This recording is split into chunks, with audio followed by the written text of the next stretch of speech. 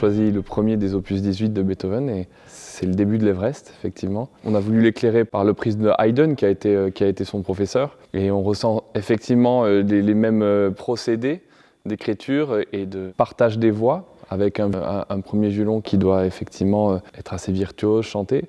Mais Beethoven commence déjà, et on le sent, à remplir les autres voix avec tout autant de lumière. Et donc ça, c'est très intéressant de voir ça, de voir l'affirmation des quatre voix, déjà à la fin de Haydn, et puis chez Beethoven, dès ses opus 18.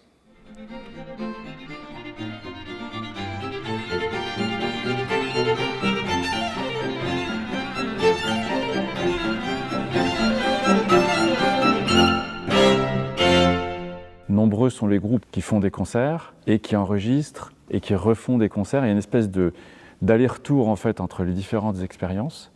Et au bout d'un moment, on se dit c'est dommage qu'on puisse pas tout mélanger. Voilà. Donc c'est l'intérêt de ce projet, c'est que si tout se passe bien, on peut dire que les énergies elles vont s'additionner.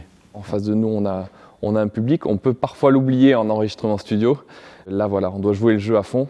Et donc, il faut qu'il y ait la spontanéité, l'énergie, les scories parfois d'ailleurs, d'un concert, mais mise en boîte.